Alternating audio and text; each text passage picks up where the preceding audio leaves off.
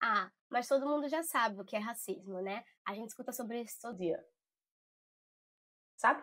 Fica aqui, espera um pouquinho, assiste esse vídeo e talvez eu possa acrescentar alguma coisa nesse seu conhecimento. Então, o racismo, ele é uma forma de violência. Ele é uma forma de violência que pode ser manifestada através de atitudes, através de palavras e também através de omissões. É uma forma de violência que é fundamentada em um pré-julgamento que se baseia em características estéticas, étnicas, culturais, crenças religiosas.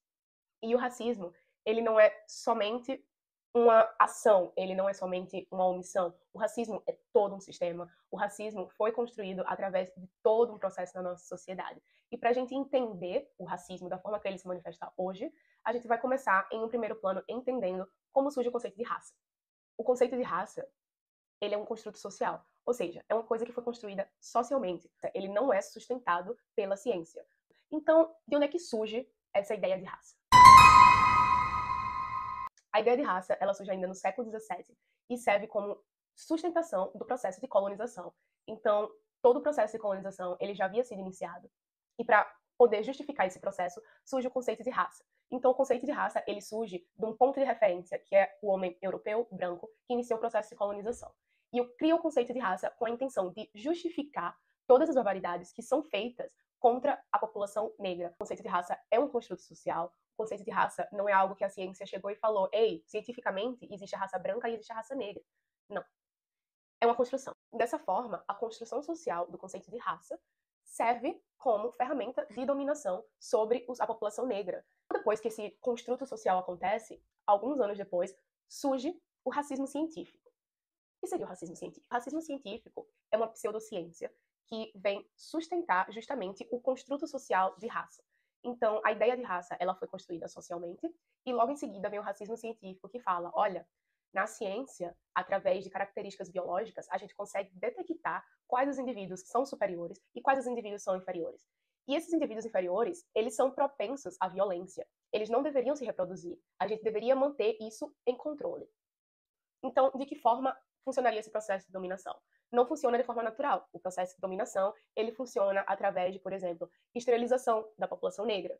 Funciona através do genocídio que foi todo o processo de colonização, com a intenção de tornar o mundo um lugar mais branco, porque aquilo era considerado superior. E a ciência, na época a ciência, hoje a gente sabe que é uma pseudociência, veio sustentar justamente essa ideia de diferença racial e a ideia de que a raça branca era superior à raça negra.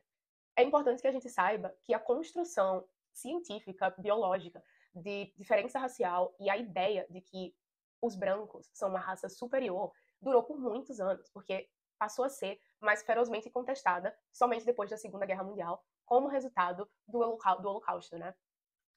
A gente precisa parar e ver que passaram muitos anos desde o início do processo de colonização, construção do conceito de raça, surgimento do racismo científico, e só depois da Segunda Guerra Mundial é que o racismo científico ele passa a ser contestado mais ferozmente. Não é que todo mundo concordasse com o racismo científico antes disso, claro que não.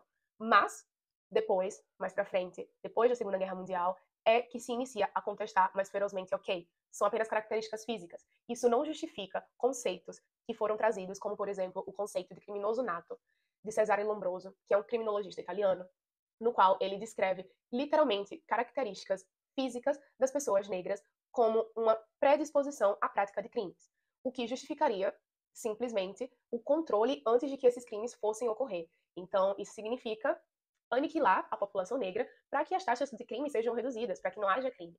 Então, justifica a criação de uma sociedade que fosse cada vez mais branca e a exclusão do negro, porque o negro era considerado como uma raça inferior.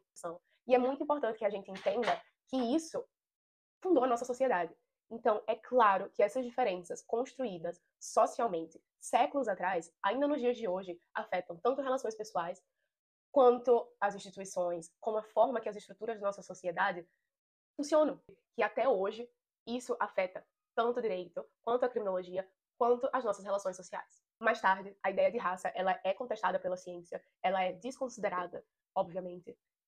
Só que, mesmo que a ciência ela desconsidere essa ideia de raça, mesmo que a ciência fale não existe uma raça superior, a gente tem toda uma sociedade que foi construída com base nessa hierarquia de pessoas brancas são superiores às pessoas negras.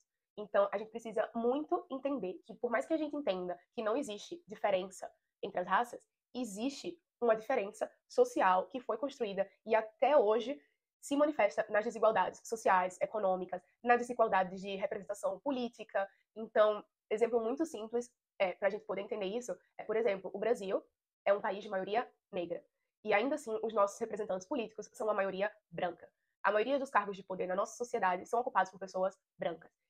E querendo ou não, a gente olha para trás e a gente entende que isso foi um construto social desde o início do processo de colonização e que a gente tem que lutar contra isso constantemente, todos os dias, para tentar alterar a forma que o racismo se enrustiu na nossa sociedade.